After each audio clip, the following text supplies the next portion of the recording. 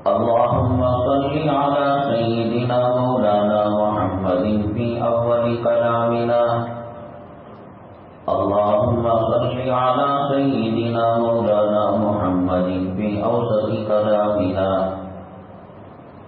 اللهم صل على سيدنا مولانا محمد في آخر كلامنا. وعلى السامعين الكرام،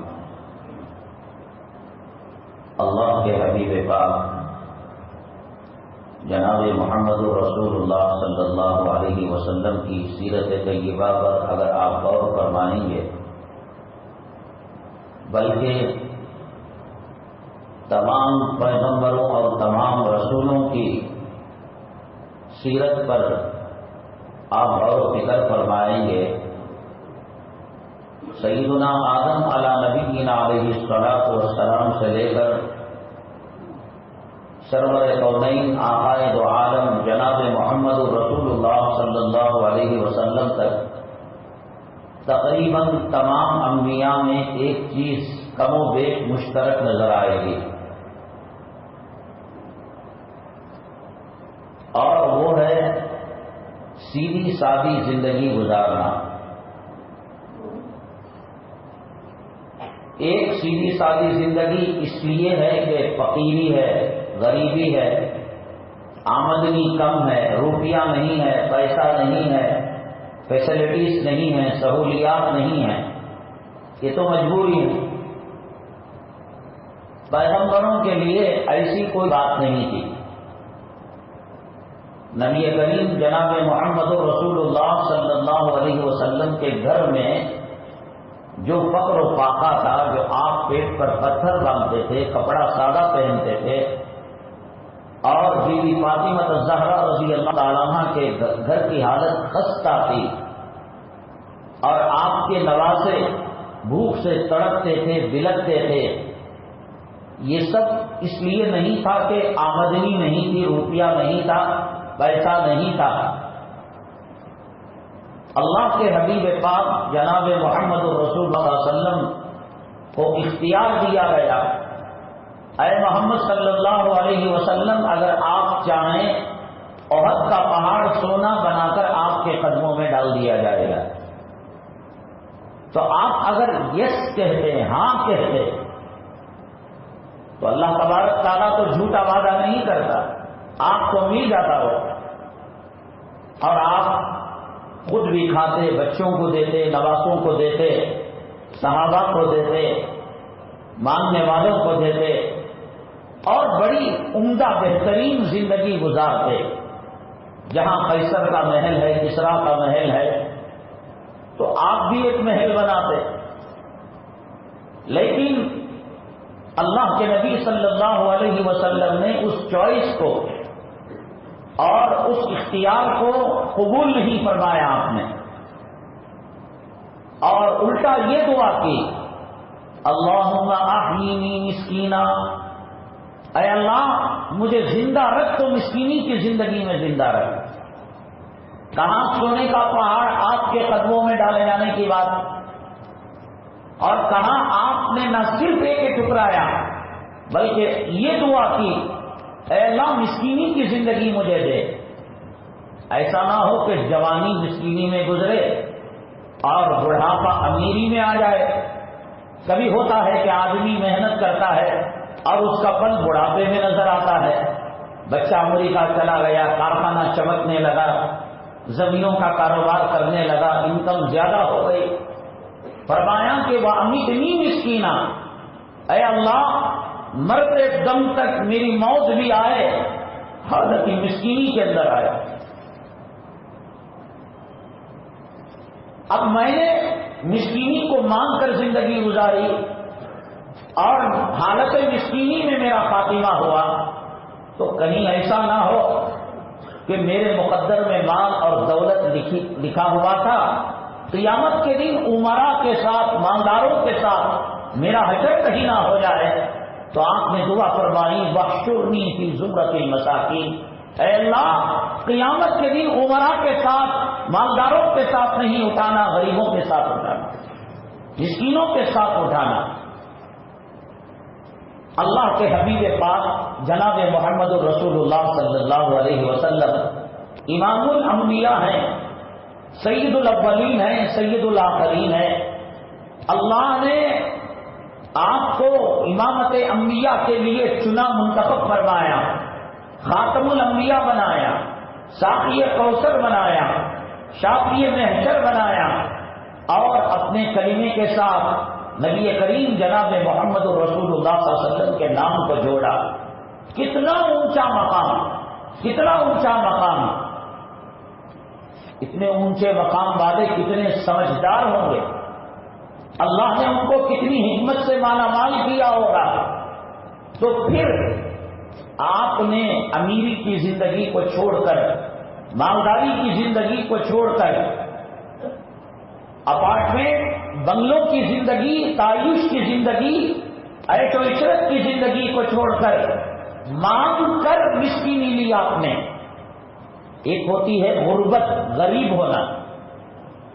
غریب چاہتا ہے مالدار ہونا لیکن انکم نہیں ہے، جیسے آج ہماری حالت ہے۔ ہر کوئی یہ چاہتا ہے کہ امپورٹڈ کار ہو، بنگلہ ہو، زمین ہو، جائیداد ہو، کھیت ہو، کھلیان ہو، باغات ہو۔ مقدر نہیں ہے، نہیں ملتا، تمنا دل میں ہے۔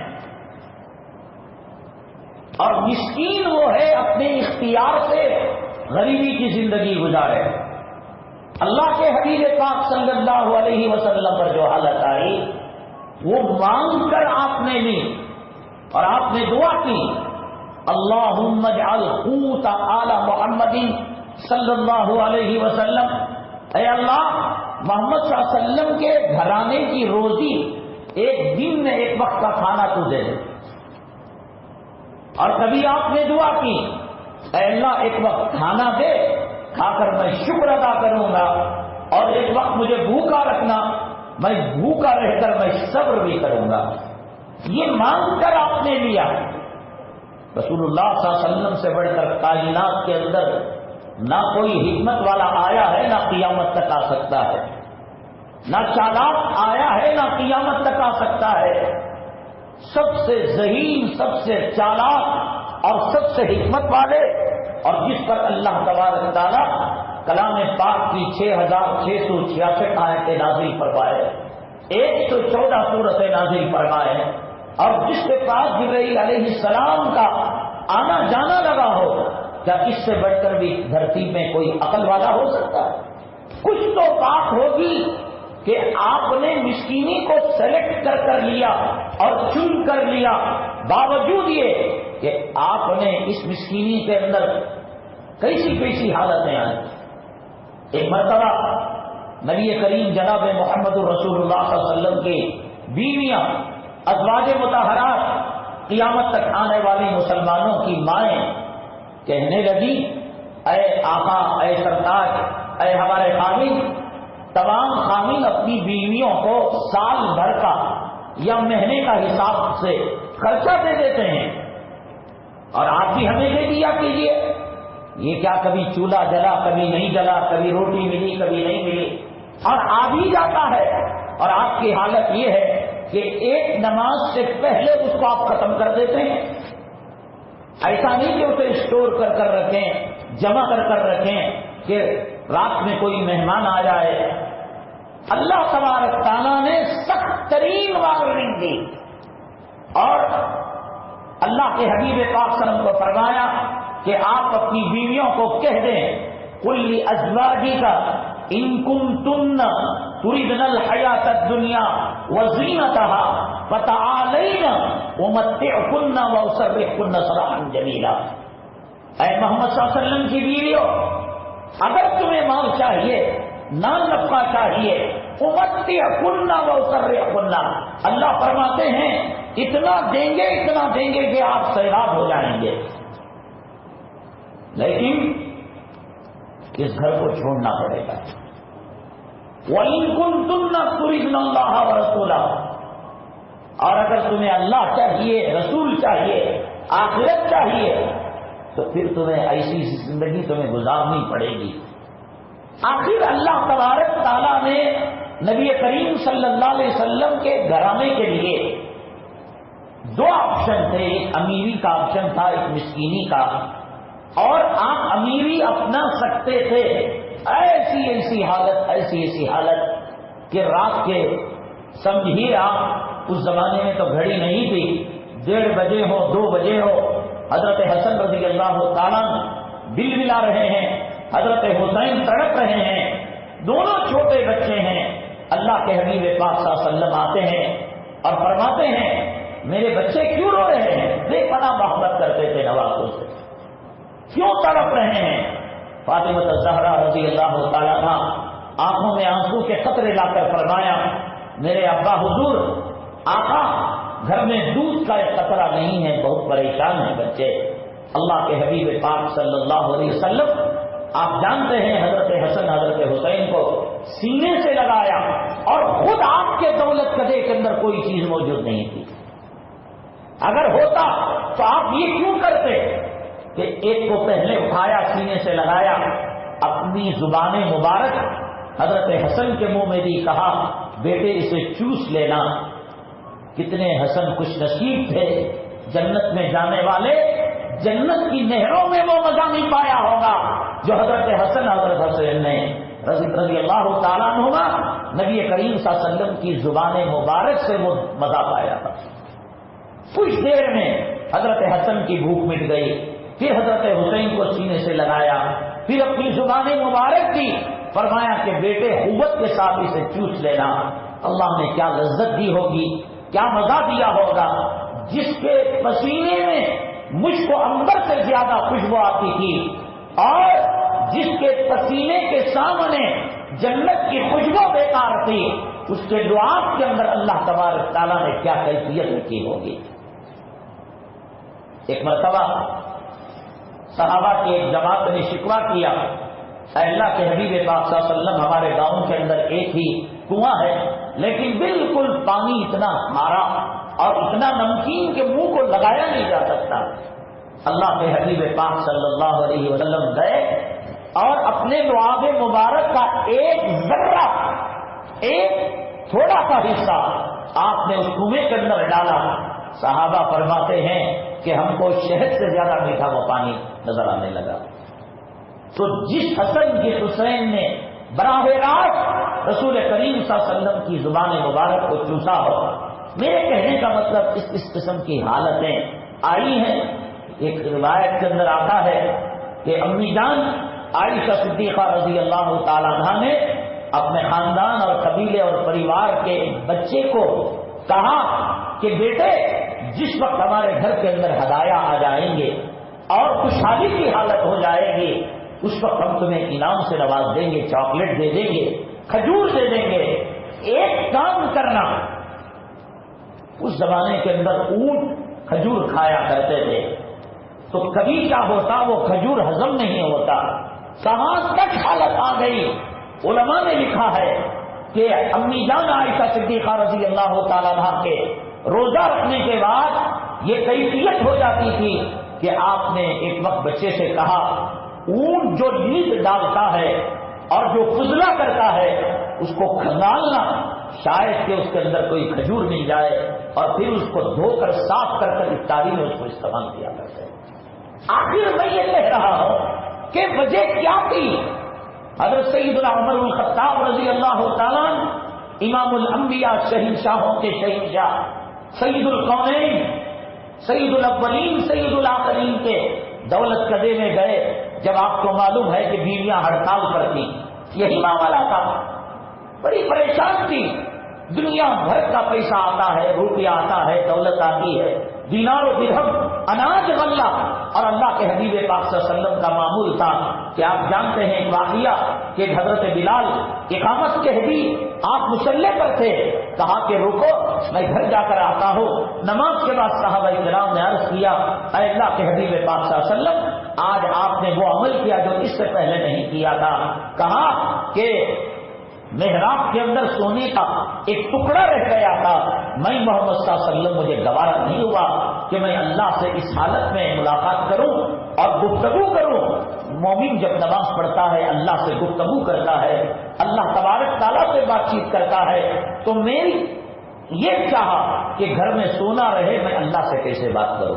آتا تھا، اس لیے ازواج مطہرات نے کہا کہ اس کو تھوڑا ہمیں بھی دے دیجیے اور اس کو تھوڑا باقی رکھ لیجیے۔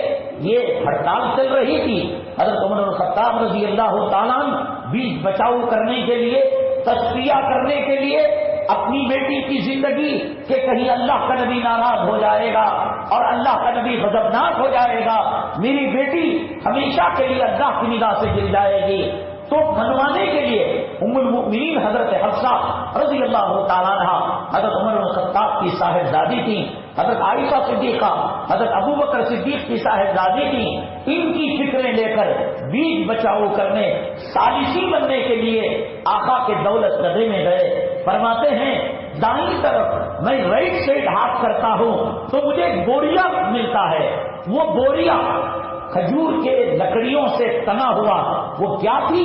آپ کے حجرات کی، آپ کے کمروں کی وہ دیوار تھی، اور جب ہاتھ اونچا کرتا ہوں تو کھجور کے پتوں کی چھت نظر آئی، میں لیفٹ ہاتھ کرتا ہوں، اب اندازہ لگائیں کہ کتنا تنگ کمرہ تھا، اور اللہ کے حبیب پاک صلی اللہ علیہ وسلم جس چٹائی پر آرام فرما رہے تھے اس کے نشانات چاند سے زیادہ، ستاروں سے زیادہ، پھولوں سے نازک جسم اطہر پر اس کے نشانات تھے، اور مجھے دیکھ کر آنکھوں سے آنسو کے قطرے آ گئے۔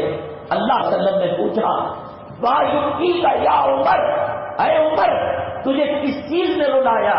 فرماتے ہیں قیصر و کسریٰ کو اللہ تبارک تعالیٰ نے زمین و آسمان کے خزانوں سے نوازا، اور آپ کی کہنے کا منشا تھا، کہا تو نہیں کہ آپ کے پسینے کے قطرے کو وہ لوگ نہیں لگتے، بلکہ استنجا کے قطرے کو نہیں لگتے، اور ان کا محل ایسا، اور ان کے پاس، اور آپ امام الانبیاء، خاتم الانبیاء، سید الاولین، سید الاخرین، فرشتے آپ کے پاس آتے ہوئے ڈرتے ہیں، جھجکتے ہیں، کامتا ہے جبرائیل آپ کے پاس آتے ہوئے کہ کہیں آپ کی گستاخی نہ ہو جائے اور پھر اس کو جلا کر خاکستر نہ کر دیا جائے۔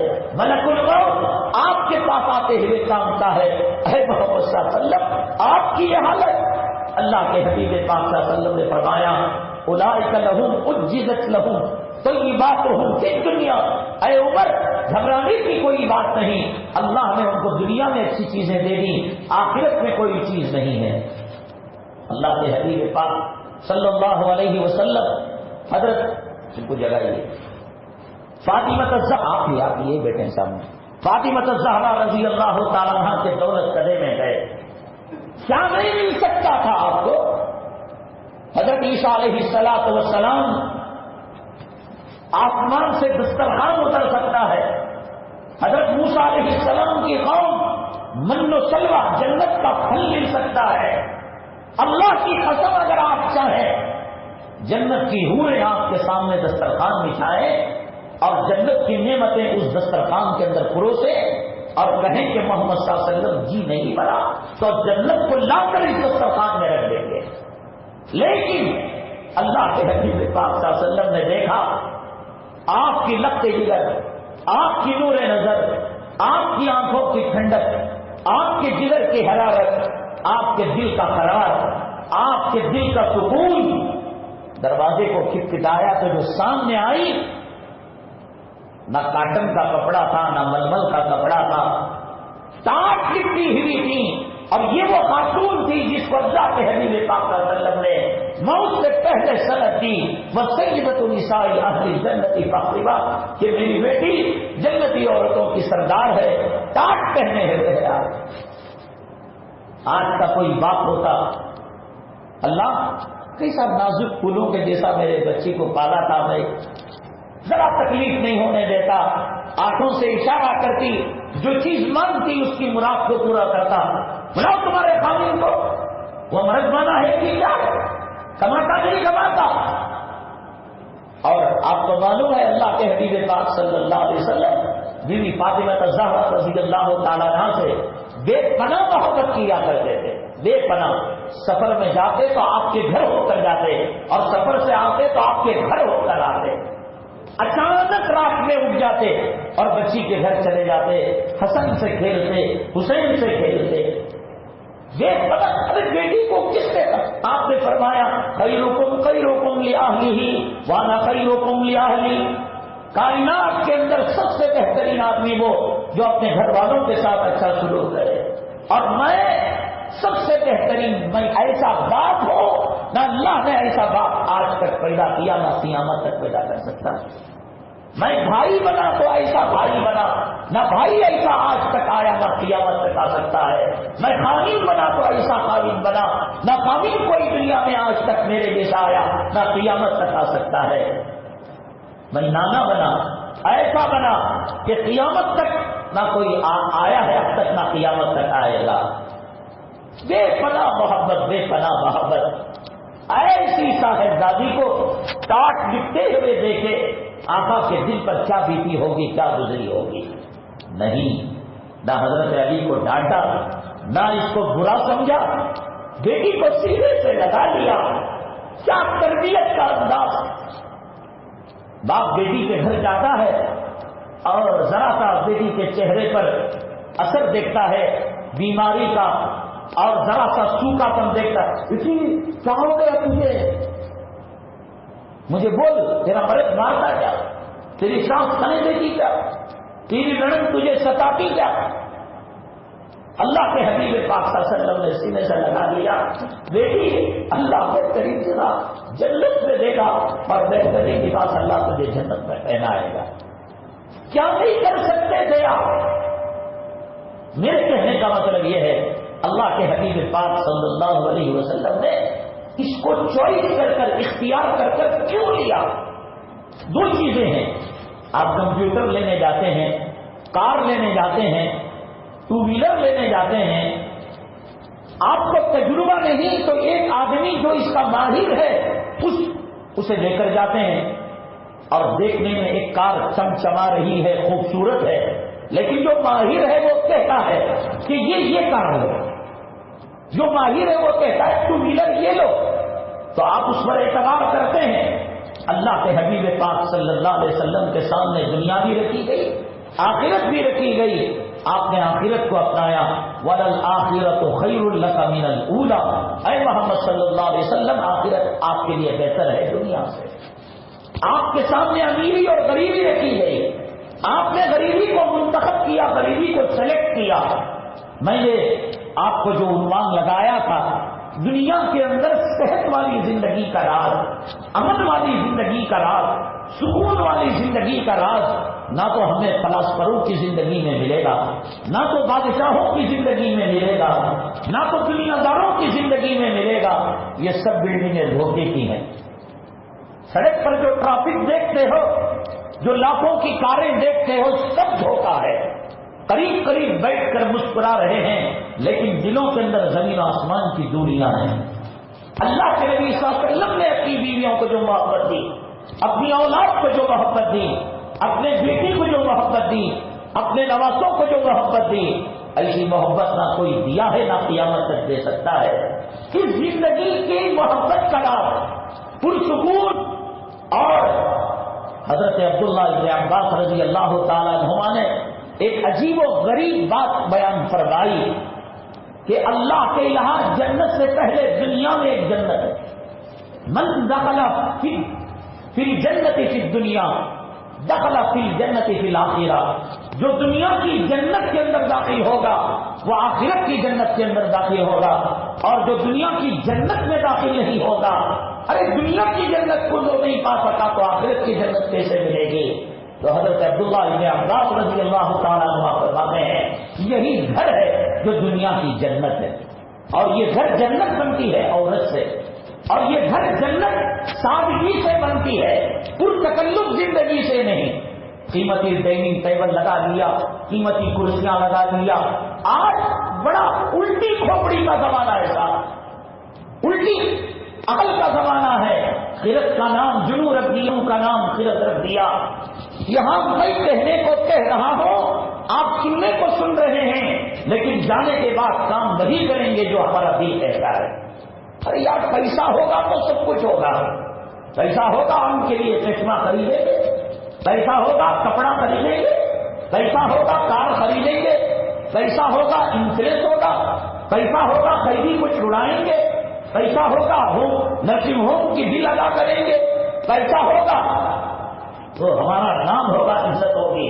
اور اللہ کے نبی صلی اللہ علیہ وسلم کا فارمولہ یہ ہے کہ کچھ بھی نہ رکھو.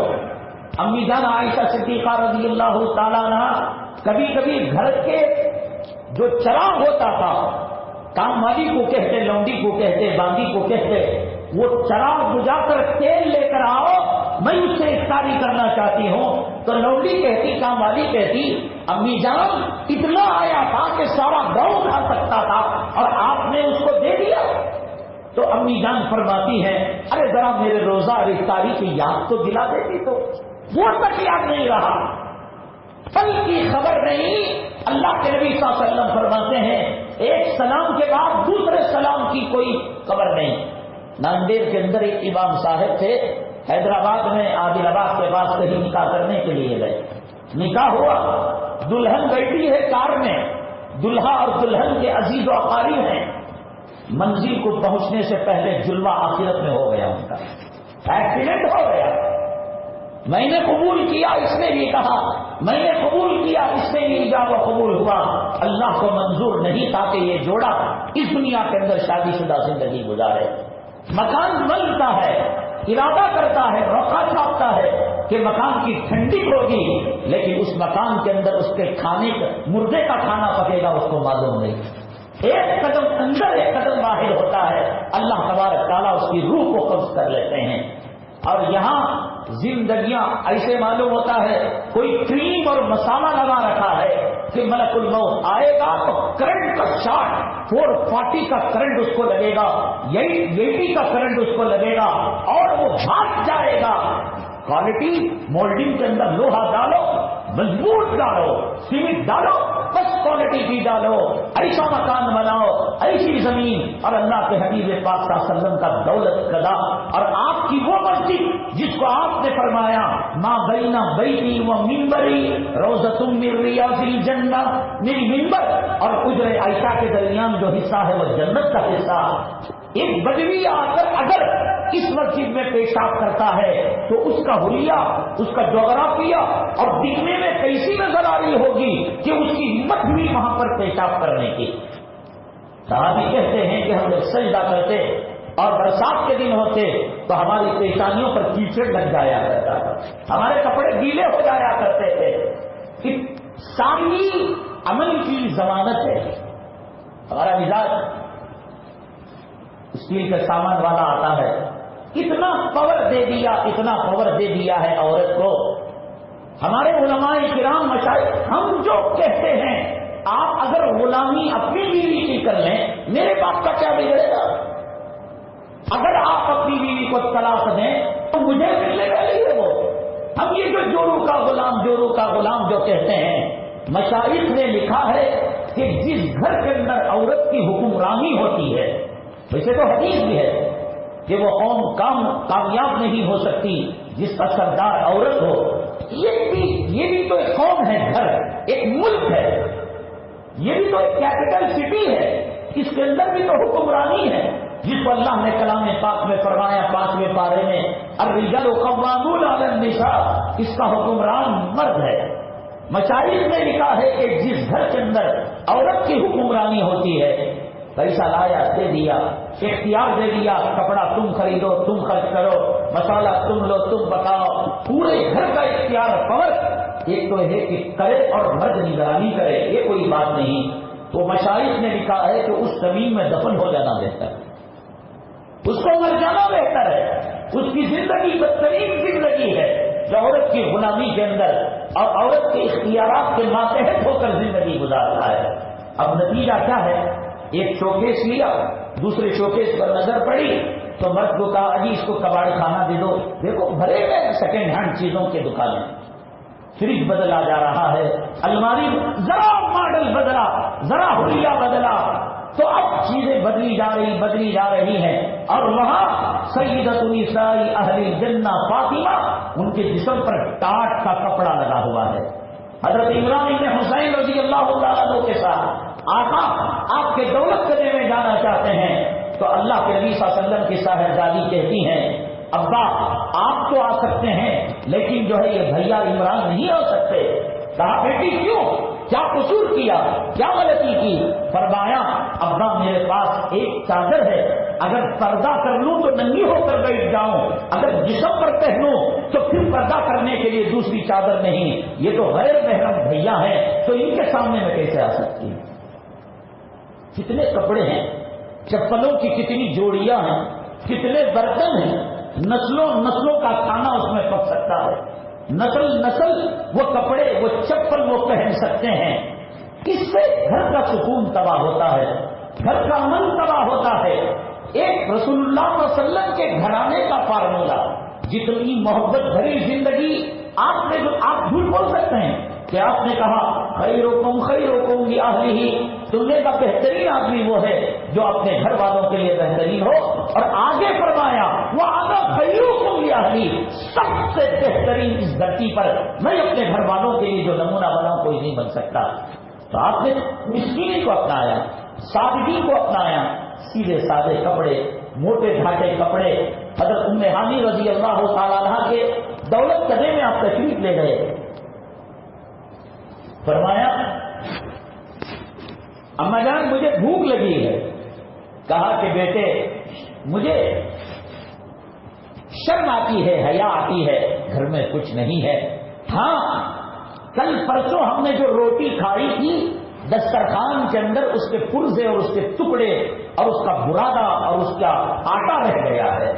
اللہ کے حبیب پاک صلی اللہ علیہ وسلم نے فرمایا وہ تو رزق ہے، روٹی ہے لائیے. تو ایک برتن میں لے کر اس کو رکھا گیا. کہا کہ روٹی تو مل گئی، کوئی سالن ہے؟ کہا کہ سالن تو نہیں ہے، ہاں سرکہ رکھا ہوا ہے. ام ہانی رضی اللہ تعالیٰ عنہ سرکہ لے کر آئی، اس کو روٹی کے اندر ڈالا، اللہ کا نام لیا، اللہ کا شکر ادا کیا، لک الحمد ولک الشکر کہا. اور اس کے بعد فرمایا وہ گھر کتنا اچھا ہے جس گھر کے اندر سرکہ ہو، اور جس گھر کے اندر سرکہ ہو اس گھر کے اندر خیر و برکت ہے، پھر سالن کی کوئی ضرورت نہیں. اپنے گھر میں ضرور سرکہ رکھا کیجیے. حالانکہ وہ سرکہ اب تو گیس والا کیمیکل والا آ رہا ہے، پھر بھی اب نہیں ملنے سے وہ مل رہا ہے. اب وہ سرکہ کہاں ڈھونڈیں گے جو پھل سے اور فروٹ سے نکلا کرتا ہے؟ ملے تو سنت سمجھ کر اپنے گھروں کے اندر ضرور سرکے کو آپ رکھا کریں. تو اللہ کے نبی صلی اللہ علیہ وسلم کی سادگی آپ نے دیکھا، کھانے میں پینے میں، آپ کے برتن، آپ کا رہن، آپ کا سہن، آپ کے بچوں کا لباس، آپ کے گھر کا گزر معاش. یہ زندگی انسان کے میدا جو ہے انسان کا، وہ تمام جسم کا وہ اصل ہے، وہ بیماریوں کا گھر ہے. اگر اس کی دیکھ بھال نہیں کی جاتی ہے تو جسم کے اندر بیماریاں پیدا ہو جاتی ہیں. یہی میدے کو پال پال کر آج بچوں کو، چھوٹے بچے LKG بیبی سٹنگ، ان کو تباہ کیا جا رہا، برباد کیا جا رہا. 2-2 گھنٹے کو ایک چیز دی جاتی ہے، کیک کھا لو، یہ فروٹ کھا لو، اور پھر جو ہے یہ بریک فاسٹ. کتنے جانور کم چباتا ہے، جدانی کم کرتا ہے. رسول اللہ صلی اللہ علیہ وسلم کی اس سنت سے ہٹانے کے لیے، قوم کو تباہ اور بربادی کے راستے پر لانے کے لیے گورنمنٹ اسکولوں کے اندر یہ عادت بچپنے سے ڈالی جا رہی ہے. نتیجہ یہ ہوتا ہے کہ آج اس کے باپ میں کیپیسٹی ہے کمانے کی، آج انکم ہے، کل خدا نہ کرے اس کے پاس انکم نہ ہو اور دکان اس کی خسارے میں چلے اور اس کی فیکٹری ڈوب جائے. کھا کر تو عادت تو ڈالی تھی، اب کھا کر عادت ہو گئی. وہاں موز دیکھا موز کھانے کو جی چاہا، وہاں سیب دیکھا سیب کھانے کو جی چاہا، وہاں ڈامپی دیکھا ڈامپی کھانے کو جی چاہا. جانور جہاں منہ دیکھا منہ مرنے کی کوشش. نہ جیب اجازت دیتی ہے، نہ باپ کی انکم ہے. تو اب دوسرا راستہ یہ ہے کہ پک پیکٹ کرو، موبائل مارو اور چوری کرو. یہ سب چیزیں اس سے پیدا ہوتی ہیں. میں نے بتایا کہ ایک حکیم مدینہ طیبہ آئے، 90 دن 3 ماہ تک رہے، ایک پیشنٹ نہیں. تو حکیم جاتے ہوئے کہنے لگے واہ بھائی مدینہ طیبہ کے لوگ بڑے عجیب ہیں کہ اپنے ہی حکیموں سے اپنے ڈاکٹروں سے علاج کرتے ہیں. لوگوں نے کہا صحابہ کرام نے کیا بات کر رہے ہیں، کون حکیم کون ڈاکٹر کون MBBS کون آیورویدک یونانی ہومیوپیتھک، کیا بات کر رہے ہیں آپ؟ کہا کہ میں آئے ہوئے 90 دن ہو گئے. کہا کہ نہ یہاں کوئی مریض نہیں ہوتا، چھوٹا موٹا ہوتا ہے. طب نبوی صلی اللہ علیہ وسلم سے آپ نے فرمایا فلاں درخت کی چھال کو کوٹ کر اسے جلا کر زخم پر لگا لو. آپ نے فرمایا کہ میتھی کا علاج میتھی سے علاج کر لو. اور آپ نے کاٹنی جو بھاجی ہے فرمایا کہ اس بھاجی پر جنت کے پانی کے قطرے گرتے ہیں. مہینے میں ایک مرتبہ اس کو استعمال کریں. سنت سمجھ کر کاسنی کی بھاجی تلاش کرنے سے مل جائے گی. سرکاری جو سبزی کے دکان ہوتے ہیں ویجیٹیبل کی وہاں پر ملتی ہے. اس سے وہ لوگ علاج کر لیتے تھے, شہد سے وہ علاج کر لیا کرتے تھے اور خود اللہ کے حبیب پاک صلی اللہ علیہ وسلم پڑھ کر پھونک دیتے. آقائے تو عالم صلی اللہ علیہ وسلم کی زیارت کر لیتے تو بڑی سی بڑی بیماری سے وہ چھٹکارا پا لیا کرتے تھے. اس کے بعد حکیم صاحب کو انہوں نے کہا اصل بات یہ ہے اللہ کے نبی صلی اللہ علیہ وسلم نے ہمیں بتایا کہ ہم اپنے میوے کے 3 حصے کریں, ایک ہوا, ایک پانی, ایک غذا. ہم اس پر عمل کرتے ہیں تو ہم بیمار ہی نہیں ہوتے. سادگی کی زندگی, موٹگا کی زندگی, اس کے اندر آپ جو ہے ایک تو یہ ہے کہ آدمی کے پاس روپیہ ہو, پیسہ ہو, دولت ہو اور پھر بخل کرے, اس کی کوئی اجازت نہیں. وَأَمَّا بِنِعْمَتِ رَبِّكَ فَحَدِّثْ, اللہ نے نعمت دی ہے تو اچھا کھاؤ, اچھا کھلاؤ, اچھا پہنو. اور اگر نہیں ہے تو خواہ کے لیے اس کے لیے پاؤں پسارنا, کوشش کرنا, اپنے آپ کو مشقت میں ڈالنا, یہ اللہ کا عذاب ہے. میں سمجھتا ہوں کہ جن لوگوں کی زندگی نیچرل اور قدرتی طور پر ان کی انکم ایک متوسط ہے اور ایک درمیانی درجے کی ہے, اللہ کے حبیب پاک صلی اللہ علیہ وسلم نے ارشاد فرمایا مل فخر اخشا بکم, فخر و فاقے سے تمہیں ڈر نہیں ہے, ولکن اخشا بکم ان تبسط علیکم الدنیا کما بسطت علی من قبلکم, کہ تم غریب ہو جاؤ گے, تم فقیر ہو جاؤ گے, تم ایک وقت کا کھانا 3 وقت میں تقسیم کر کر کھاؤ گے, تم پیغمبر کے کپڑے پہنو گے. مل فخر اخشا بکم, اس سے مجھے کوئی ڈر نہیں ہے. ڈر اس بات کا ہے کہ جب بیوی بھی کال سینٹر جائے گی, شوہر بھی کال سینٹر جائے گا, بیٹا امریکہ جائے گا اور کھلا جگہ برطانیہ جائے گا, جرمنی جائے گا اور کرایہ بھی آئے گا, کار پیسہ بھی آئے گا, یہ تمہیں گمراہ کر کے رکھ دے گا, راہ راست ہٹا کر کے رکھ دے گا. کوئی آدمی پانی پر چلے اور یہ چاہے کہ پانی اس کے پیروں پر نہ لگے, جس طریقے سے یہ ناممکن ہے. دولت کے آنے کے بعد, روپیے کے آنے کے بعد, مالداری کے آنے کے بعد فتنے سے بچنا اس کے لیے ناممکن ہے. آج اس کے لیے کوششیں آپ دیکھیے سورہ مدثر پہلے رکوع کے اندر اللہ تعالیٰ نے فرمایا, اللہ کی ابو جہل نعمتوں کا تذکرہ کرتے ہوئے کہتا ہے, اللہ تعالیٰ فرماتے ہیں وَبَنِينَ شُهُودًا, بچے حاضر ہو. اللہ حضرت علی کرم اللہ وجہہ نے دعا کی, اے اللہ میری روزی ایسی جگہ نہ رکھ کہ مجھے بیوی سے جدائی اختیار کرنی پڑے, مجھے اولاد سے دوری اختیار کرنی پڑے. آج پیشن ہے امریکہ کو جانا, برطانیہ کو جانا, جرمنی کو جانا, بیوی کو آج کے زمانے کے اندر, پرفتن زمانے کے اندر, جس زمانے میں بھائی سے بہن کو خطرہ ہے, بلکہ چچا کو بھتیجی سے, ماما کو بھانجی, اس زمانے کے اندر آگے بڑھ کر باپ اور بیٹی کے رشتے بھی اس درمیان تقوی اور عدالت والے نہیں رہے. ایسے زمانے کے اندر ڈالر کے خاطر, ریال اور دینار و درہم کے خاطر یہ اللہ کا عذاب ہے. اگر کوئی کہتا ہے کہ میرا بیٹا گرین ہولڈر ہے, گرین کارڈ ہولڈر ہے, آپ پوچھیں کہ بہو کہاں رہتی ہے, وہ یہاں رہتی ہے, یہ اللہ کا عذاب ہے. حضرت یعقوب علیہ نبی علیہ جب انتخاب کا وقت ہونے لگا, قرآن شریف نے اس کا نقشہ کھینچا, ام کنتم شہداء اذ حضر یعقوب الموت اذ قال لبنیہ ما تعبدون من بعدی, کہ تمام بچے, باسے, پوترے, پوری نسل حضرت یعقوب علیہ السلام کے سامنے تھی. علماء نے اس آیت سے نتیجہ اخذ کیا کہ اپنا خاندان کا اپنے سامنے ہونا, گھر کا کشادہ ہونا, روزی کا اپنی جگہ پر ملنا, عورت کا فرمانبردار ہونا. میں بھائی بنا تو ایسا بھائی بنا, نہ بھائی ایسا آج تک آیا نہ قیامت تک آ سکتا ہے. میں خامن بنا تو ایسا خامن بنا, نہ خامن کوئی دنیا میں آج تک میرے جیسا آیا نہ قیامت تک آ سکتا ہے. میں نانا بنا, ایسا بنا کہ قیامت تک نہ کوئی آیا ہے اب تک, نہ قیامت تک آئے گا. بے پناہ محبت, بے پناہ محبت. ایسی صاحبزادی کو ٹاٹ ڈپتے ہوئے دیکھ آقا کے دل ہوگی نہیں، نہ حضرت علی کو ڈانٹا، نہ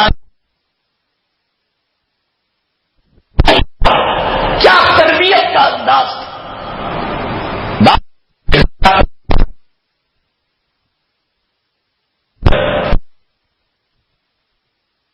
اور ذرا سا سوکھا پن دیکھتا کیا ہو گیا،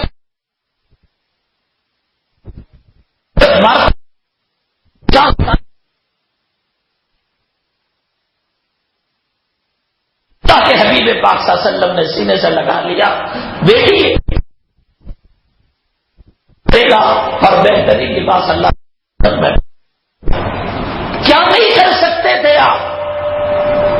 میرے کہنے کا مطلب یہ ہے اللہ کے حبیب پاک صلی اللہ علیہ وسلم نے اس کو چوائس کر کر، اختیار کر کر کیوں لیا؟ دو چیزیں ہیں، آپ کمپیوٹر لینے جاتے ہیں، کار لینے جاتے ہیں، ٹو ویلر لینے جاتے ہیں، آپ کو تجربہ نہیں تو ایک آدمی جو اس کا ماہر ہے اسے لے کر جاتے ہیں، اور دیکھنے میں ایک کار چمچما رہی ہے، خوبصورت ہے، لیکن جو ماہر ہے وہ کہتا ہے کہ یہ کار لو، جو ماہر ہے وہ کہتا ہے ٹو ویلر یہ لو، تو آپ اس پر اعتبار کرتے ہیں۔ اللہ کے حبیب پاک صلی اللہ علیہ وسلم کے سامنے دنیا بھی رکھی گئی، آخرت بھی رکھی گئی، آپ نے آخرت کو اپنایا، وَلَلْآخِرَةُ خَيْرٌ لَكَ مِنَ الْأُولَىٰ، اے محمد صلی اللہ علیہ وسلم آخرت آپ کے لیے بہتر ہے دنیا سے۔ آپ کے سامنے امیری اور غریبی رکھی گئی، آپ نے غریبی کو منتخب کیا، غریبی کو سلیکٹ کیا۔ میں یہ آپ کو جو عنوان لگایا تھا، دنیا کے اندر صحت والی زندگی کا راز، امن والی زندگی کا راز، سکون والی زندگی کا راز نہ تو ہمیں فلاسفروں کی زندگی میں ملے گا، نہ تو بادشاہوں کی زندگی میں ملے گا، نہ تو دنیا داروں کی زندگی میں ملے گا، یہ سب بلڈنگیں دھوکے کی ہیں۔ سڑک پر جو ٹریفک دیکھتے ہو، جو لاکھوں کی کاریں دیکھتے ہو، سب دھوکہ ہے۔ قریب قریب بیٹھ کر مسکرا رہے ہیں لیکن دلوں کے اندر زمین و آسمان کی دوریاں ہیں۔ اللہ کے نبی صلی اللہ علیہ وسلم نے اپنی بیویوں کو جو محبت دی، اپنی اولاد کو جو محبت دی، اپنے بیٹی کو جو محبت دی، اپنے نواسوں کو جو محبت دی، ایسی محبت نہ کوئی دیا ہے نہ قیامت تک دے سکتا ہے۔ اس زندگی کی محبت کا راز پرسکون، اور حضرت عبداللہ ابن عباس رضی اللہ تعالیٰ عنہما نے ایک عجیب و غریب بات بیان فرمائی کہ اللہ کے یہاں جنت سے پہلے دنیا میں ایک جنت ہے۔ من دخل فی الجنت فی الدنیا دخل فی الجنت فی الآخرہ، جو دنیا کی جنت کے اندر داخل ہوگا وہ آخرت کی جنت کے اندر داخل ہوگا، اور جو دنیا کی جنت میں داخل نہیں ہوگا، ارے دنیا کی جنت کو جو نہیں پا سکا تو آخرت کی جنت کیسے ملے گی؟ تو حضرت عبداللہ ابن عباس رضی اللہ تعالیٰ عنہ فرماتے ہیں یہی گھر ہے جو دنیا کی جنت ہے، اور یہ گھر جنت بنتی ہے عورت سے، اور یہ گھر جنت سادگی سے بنتی ہے، پرتکلف زندگی سے نہیں۔ قیمتی ڈائننگ ٹیبل لگا لیا، قیمتی کرسیاں لگا لیا۔ آج بڑا الٹی کھوپڑی کا زمانہ ہے صاحب، الٹی عقل کا زمانہ ہے۔ خرد کا نام جنو رکھ دیا، جنو کا نام خرد رکھ دیا۔ یہاں میں کہنے کو کہہ رہا ہوں، آپ سننے کو سن رہے ہیں، لیکن جانے کے بعد کام وہی کریں گے جو ہمارا دل کہتا ہے۔ ارے یار پیسہ ہوگا تو سب کچھ ہوگا، پیسہ ہوگا ہم کے لیے چشمہ خریدیں گے، پیسہ ہوگا کپڑا خریدیں گے، پیسہ ہوگا کار خریدیں گے، پیسہ ہوگا انشورنس ہوگا، پیسہ ہوگا قیدی کو چھڑائیں گے، پیسہ ہوگا نرسنگ ہوم کی بل ادا کریں گے، پیسہ ہوگا تو ہمارا نام ہوگا، عزت ہوگی۔ اور اللہ کے نبی صلی اللہ علیہ وسلم کا فارمولہ یہ ہے کہ کچھ بھی نہ رکھو۔ امی جان عائشہ صدیقہ رضی اللہ تعالیٰ عنہ کبھی کبھی گھر کے جو چراغ ہوتا تھا، کام والی کو کہتے، لونڈی کو کہتے، باندی کو کہتے، وہ چراغ بجھا کر تیل لے کر آؤ، میں اس سے افطاری کرنا چاہتی ہوں، تو لونڈی کہتی، کام والی کہتی امی جان اتنا آیا تھا کہ سارا گاؤں کھا سکتا تھا اور آپ نے اس کو دے دیا۔ تو امی جان فرماتی ہیں ارے ذرا میرے روزہ افطاری کی یاد تو دلا دیتی، تو وہ تک یاد نہیں رہا، پل کی خبر نہیں۔ اللہ کے نبی صلی اللہ علیہ وسلم فرماتے ہیں ایک سلام کے بعد دوسرے سلام کی کوئی خبر نہیں. ناندیڑ کے اندر ایک امام صاحب تھے, حیدرآباد میں عادل آباد کے پاس کہیں نکاح کرنے کے لیے گئے. نکاح ہوا, دلہن بیٹھی ہے کار میں, دلہا اور دلہن کے عزیز و اقارب ہیں. منزل کو پہنچنے سے پہلے آخرت میں ہو گیا, ان کا ایکسیڈنٹ ہو گیا. میں نے قبول کیا, اس نے بھی کہا میں نے قبول کیا, اس نے بھی ایجاب و قبول ہوا. اللہ کو منظور نہیں تھا کہ یہ جوڑا اس دنیا کے اندر شادی شدہ زندگی گزارے. مکان بنتا ہے, ارادہ کرتا ہے, روقہ چھاپتا ہے کہ مکان کی ٹھنڈک ہوگی, لیکن اس مکان کے اندر اس کے کھانے مردے کا کھانا پکے گا اس کو معلوم نہیں. ایک قدم اندر ایک قدم باہر ہوتا ہے, اللہ تبارک تعالیٰ اس کی روح کو قبض کر لیتے ہیں. اور یہاں زندگیاں ایسے معلوم ہوتا ہے کوئی کریم اور مسالہ لگا رکھا ہے کہ ملک الموت آئے گا تو کرنٹ کا شاٹ 440 کا کرنٹ اس کو لگے گا, 80 کا کرنٹ اس کو لگے گا اور وہ بھاگ جائے گا. کوالٹی مولڈنگ کے اندر لوہا ڈالو, مضبوط ڈالو, سیمنٹ ڈالو, فرسٹ کوالٹی کی ڈالو, ایسا مکان بناؤ, ایسی زمین. اور اللہ کے حبیب پاک صلی اللہ علیہ وسلم کا دولت قدا اور آپ کی وہ مسجد جس کو آپ نے فرمایا ما بین بیتی و منبری روضۃ من ریاض الجنہ, میری منبر اور حجر عائشہ کے درمیان جو حصہ ہے وہ جنت کا حصہ. ایک بدوی آ کر اگر اس مسجد میں پیشاب کرتا ہے تو اس کا حلیہ, اس کا جغرافیہ اور دکھنے میں کیسی نظر آ رہی ہوگی کہ اس کی ہمت ہوئی وہاں پر پیشاب کرنے کی. صحابی کہتے ہیں کہ ہم جب سجدہ کرتے اور برسات کے دن ہوتے تو ہماری پیشانیوں پر کیچڑ لگ جایا کرتا تھا, ہمارے کپڑے گیلے ہو جایا کرتے تھے. سادگی عمل کی ضمانت ہے. ہمارا مزاج اسٹیل کے سامان والا آتا ہے, اتنا پاور دے دیا, اتنا پاور دے دیا ہے عورت کو. ہمارے علماء کرام مشائخ ہم جو کہتے ہیں آپ اگر غلامی اپنی بیوی کی کر لیں میرے باپ کا کیا بگڑے گا. اگر آپ اپنی بیوی کو طلاق دیں تو مجھے ملنے والی ہے وہ. ہم یہ جو جورو کا غلام جو کہتے ہیں, مشائخ نے لکھا ہے کہ جس گھر کے اندر عورت کی حکمرانی ہوتی ہے, ویسے تو حدیث بھی ہے کہ وہ قوم کامیاب نہیں ہو سکتی جس کا سردار عورت ہو. یہ بھی تو ایک قوم ہے, گھر ایک ملک ہے, یہ بھی تو ایک کیپٹل سٹی ہے, اس کے اندر بھی تو حکمرانی ہے جس کو اللہ نے کلام پاک میں فرمایا 5ویں پارے میں الرجال قوامون علی النساء, اس کا حکمران مرد ہے. مشائخ نے لکھا ہے کہ جس گھر کے اندر عورت کی حکمرانی ہوتی ہے, پیسہ لایا دے دیا, اختیار دے دیا, کپڑا تم خریدو تم خرچ کرو, مسالہ تم لو تم پکاؤ, پورے گھر کا اختیار پاور ایک تو ہے کہ کرے اور مرد نگرانی کرے, یہ کوئی بات نہیں. تو مشائخ نے لکھا ہے کہ اس کو زمین میں دفن ہو جانا بہتر ہے, اس کو مر جانا بہتر ہے. اس کی زندگی بدترین زندگی ہے جو عورت کی غلامی کے اندر اور عورت کے اختیارات کے ماتحت ہو کر زندگی گزارتا ہے. اب نتیجہ کیا ہے, ایک شوکیس لیا, دوسرے شوکیس پر نظر پڑی تو مرد کو کہا جی اس کو کباڑ کھانا دے دو, دیکھو بھرے میں سیکنڈ ہینڈ چیزوں کی دکانیں, فریج بدلا جا رہا ہے, الماری ذرا ماڈل بدلا, ذرا حلیہ بدلا, تو اب چیزیں بدلی جا رہی ہیں. اور وہاں سیدۃ نساء اہل الجنہ فاطمہ, ان کے جسم پر ٹاٹ کا کپڑا لگا ہوا ہے. حضرت عمران ابن حسین رضی اللہ تعالیٰ عنہ کے ساتھ آقا آپ کے دولت قدے میں جانا چاہتے ہیں تو اللہ کے نبی صلی اللہ علیہ وسلم کی صاحبزادی کہتی ہیں ابا آپ تو آ سکتے ہیں لیکن جو ہے یہ بھیا عمران نہیں آ سکتے. کہا بیٹی کیوں, کیا قصور کیا, کیا غلطی کی؟ فرمایا ابا میرے پاس ایک چادر ہے, اگر پردہ کر لوں تو ننگی ہو کر بیٹھ جاؤں, اگر جسم پر پہنوں تو پھر پردہ کرنے کے لیے دوسری چادر نہیں. یہ تو غیر محرم بھیا ہیں تو ان کے سامنے میں کیسے آ سکتی ہوں. کتنے کپڑے ہیں, چپلوں کی کتنی جوڑیاں ہیں, کتنے برتن ہیں, نسلوں کا کھانا اس میں پک سکتا ہے, نسل وہ کپڑے وہ چپل وہ پہن سکتے ہیں. اس سے گھر کا سکون تباہ ہوتا ہے, گھر کا امن تباہ ہوتا ہے. ایک رسول اللہ صلی اللہ علیہ وسلم کے گھرانے کا فارمولہ, جتنی محبت بھری زندگی آپ جھوٹ بول سکتے ہیں کہ آپ نے کہا خیرکم خیرکم لأہلہ، تم میں کا بہترین آدمی وہ ہے جو اپنے گھر والوں کے لیے بہترین ہو. اور آگے فرمایا وَأَنَا خَيْرُكُمْ لِأَهْلِي، سب سے بہترین اس دھرتی پر میں اپنے گھر والوں کے لیے جو نمونہ بناؤں کوئی نہیں بن سکتا. تو آپ نے مسکینی کو اپنایا، سادگی کو اپنایا، سیدھے سادے کپڑے، موٹے ڈھاٹے کپڑے. حضرت ام ہانی رضی اللہ تعالیٰ عنہ کے دولت کدے میں آپ تشریف لے گئے. فرمایا اما جان مجھے بھوک لگی ہے. کہا کہ بیٹے مجھے شرم آتی ہے، حیا آتی ہے، گھر میں کچھ نہیں ہے.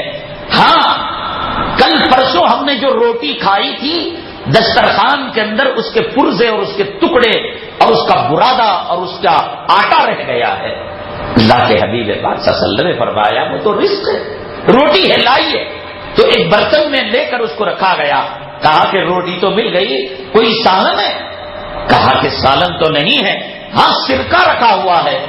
ام ہانی رضی اللہ تعالیٰ عنہ سرکہ لے کر آئی، اس کو روٹی کے اندر ڈالا، اللہ کا نام لیا، اللہ کا شکر ادا کیا، لک الحمد ولک الشکر کہا. اور اس کے بعد فرمایا وہ گھر کتنا اچھا ہے جس گھر کے اندر سرکہ ہو، اور جس گھر کے اندر سرکہ ہو اس گھر کے اندر خیر و برکت ہے، پھر سالن کی کوئی ضرورت نہیں. اپنے گھر میں ضرور سرکہ رکھا کیجیے.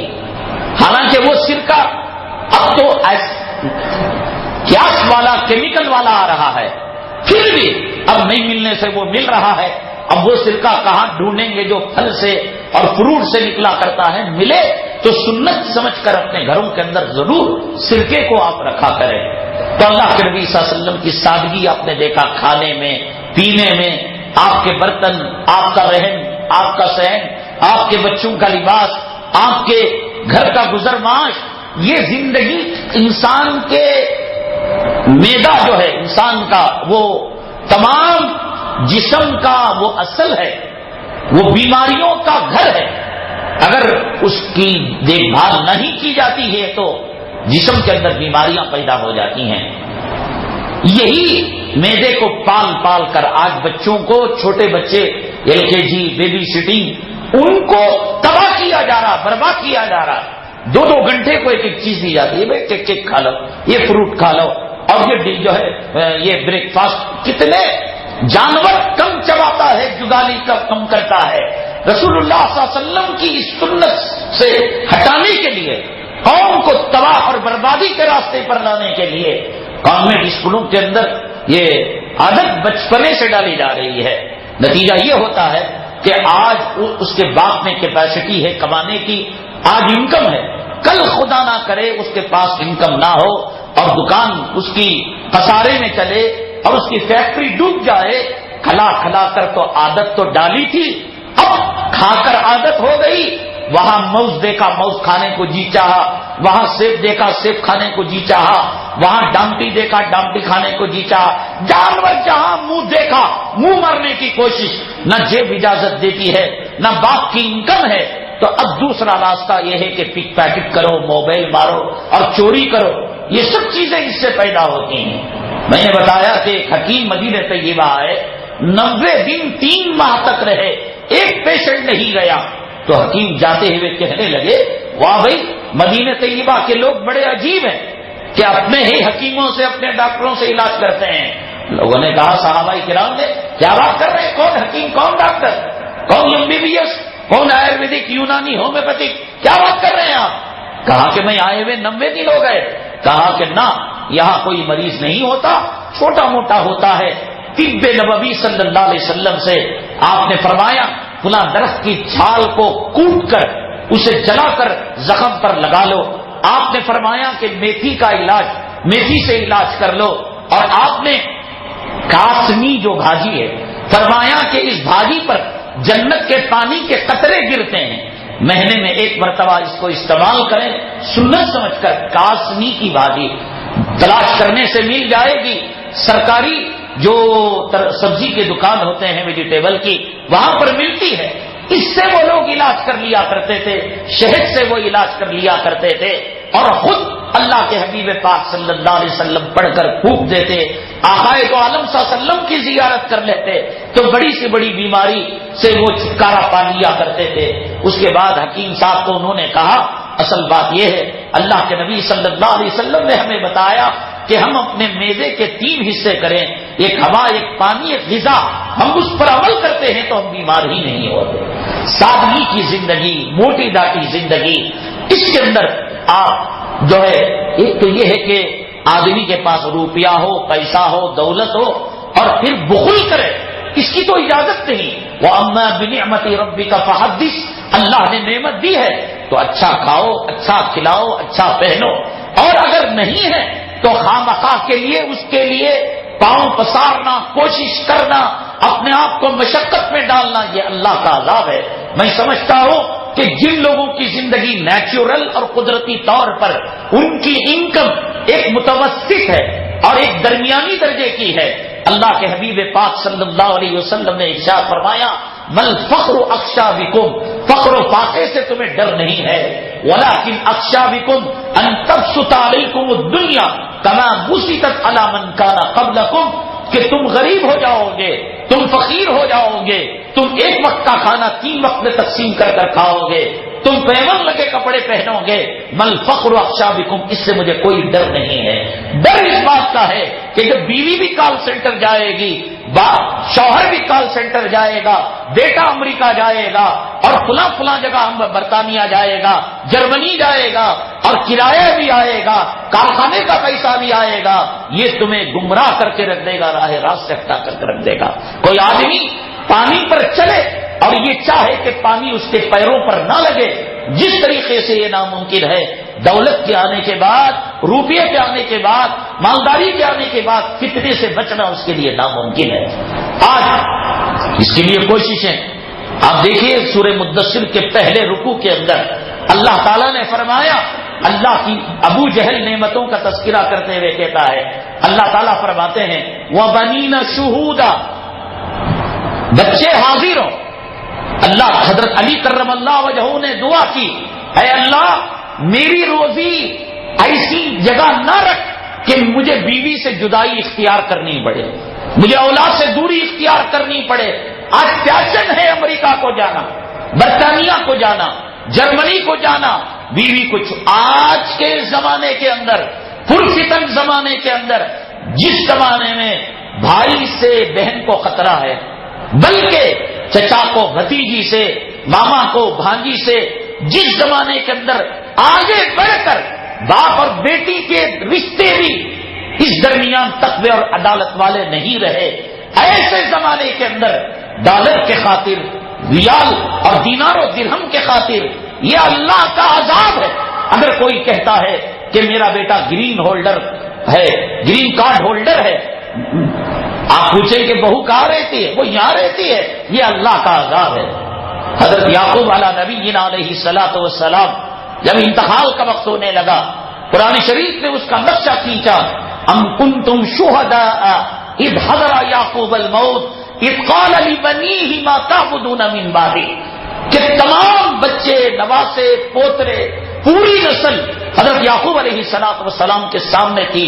علماء نے اس آیت سے نتیجہ اخذ کیا کہ اپنا خاندان کا اپنے سامنے ہونا، گھر کا کشادہ ہونا، روزی کا اپنی جگہ پر ملنا، عورت کا فرمانبردار ہونا انسان کی سعادت کی نشانیوں میں سے ہے۔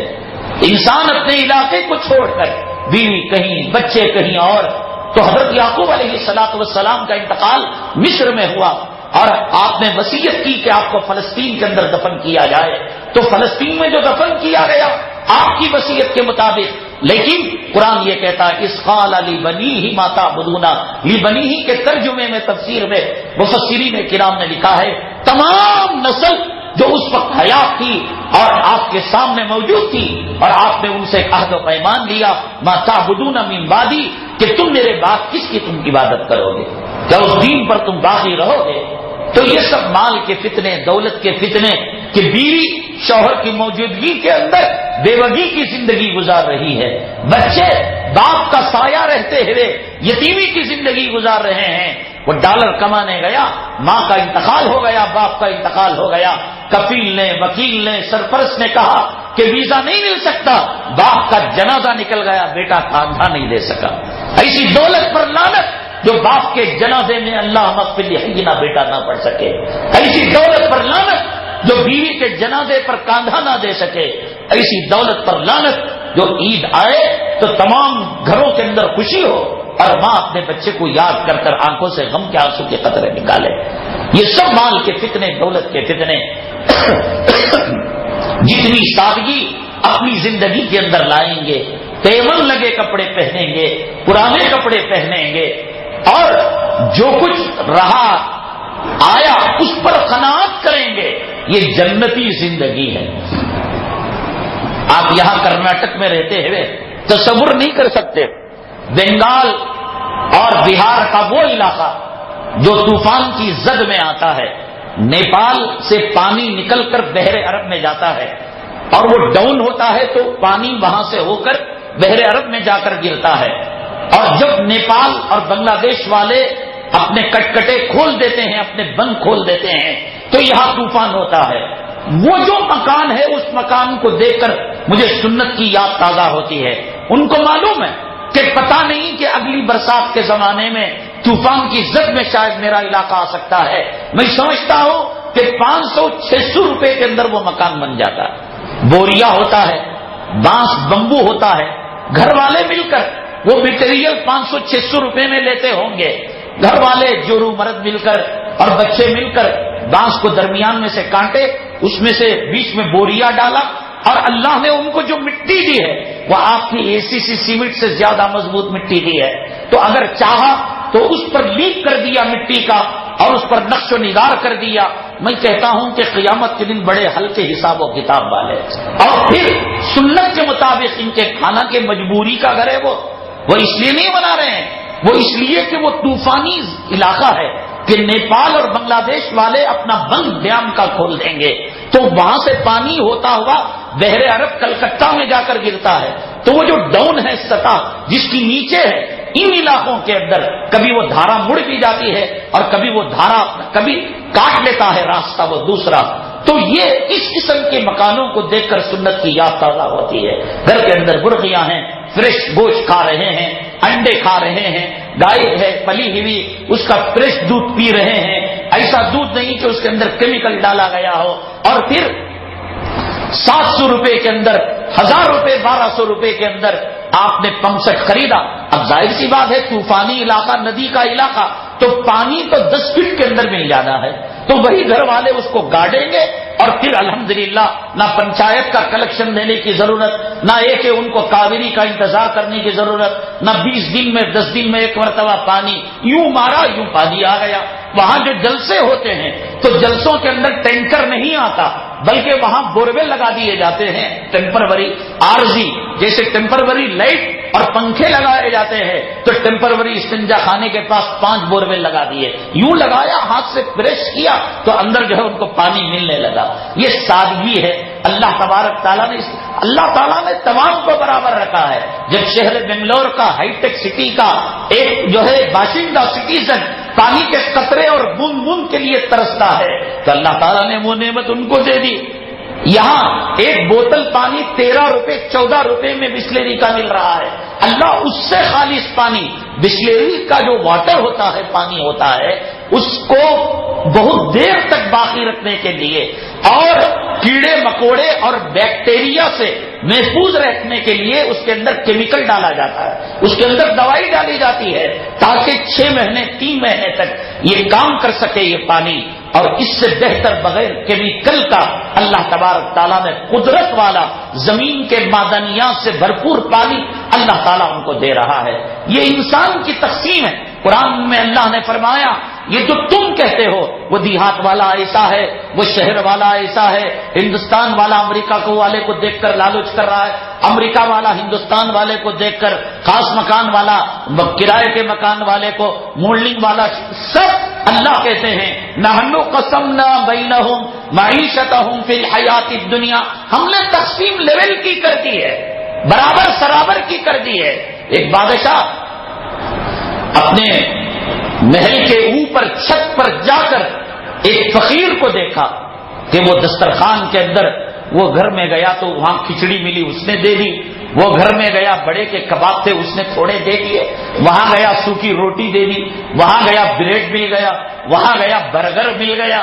ایک جب پھر کر تھک گیا تو 4:30 بجے 5 بجے غروب آفتاب کے وقت دسترخوان بچھایا اور بادشاہ اوپر سے نیچے دیکھ رہا، یا اللہ اتنی نعمتیں تو میری دسترخوان میں بھی دے، میری کام والی میری لونڈی اور گھر کی جو خادمہ وہ 2 قسم کے 3 قسم کے کھانے پکائے، ہر قسم کی نعمتیں اللہ نے اس کو دے دی۔ اللہ فرماتے ہیں نحن قسمنا بینہم معیشتہم فی الحیات الدنیا، ہم نے سب کو لیول اور سب کو برابر ہم نے تقسیم کی ہے، ہماری تقسیم کے اندر کوئی ناانصافی نہیں ہے۔ اب ایک دوسرے کو دیکھ کر جل کر حسد کر کر ریس کر کر میں بھاگوں گا، اس کا گھر ہوا میں گھر لوں گا، وہ سیٹ لیا میں سیٹ لوں گا، وہ عورت جو ہے بنارس کی ساڑی پہنی اتنے ہزار کی 25-50 ہزار کی، میں اپنے خامن کو تنگ کروں گی، میں یہ کروں گی۔ یہ سب حالتیں انسان شرعی سوچ اور نبوی سوچ اور قرآن کی سوچ نہ ہونے کی وجہ سے۔ تو میں نے بتایا تھا کہ پاکستان کے ایک ہاسپٹل کے اندر وہاں پر فارمولے لکھے ہوئے تھے، اس میں پہلی چیز تھی نماز۔ انسان نماز پڑھتا ہے قدرتی طور پر 50% صحت اس کو مل جاتی ہے۔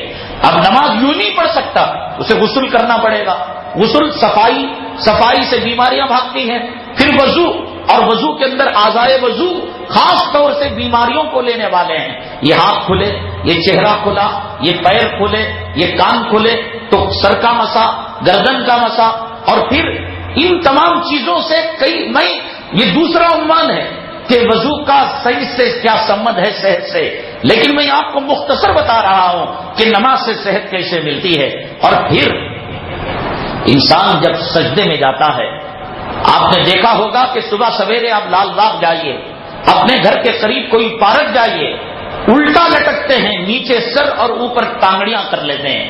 ان کا مقصد یہ ہوتا ہے کہ ہمیشہ انسان جب چلتا ہے تو سر اوپر اور پیر نیچے ہوتا ہے، بلڈ سرکولیشن صحیح سر میں نہیں پہنچتا، تو چنانچہ وہ نیچے کر دیتے ہیں سر کو اور دیوار سے چپک جاتے ہیں، تو نتیجہ یہ ہوتا ہے کہ بلڈ پریشر زیادہ دماغ پر ہو جانے سے بھی پریشانی ہوتی ہے۔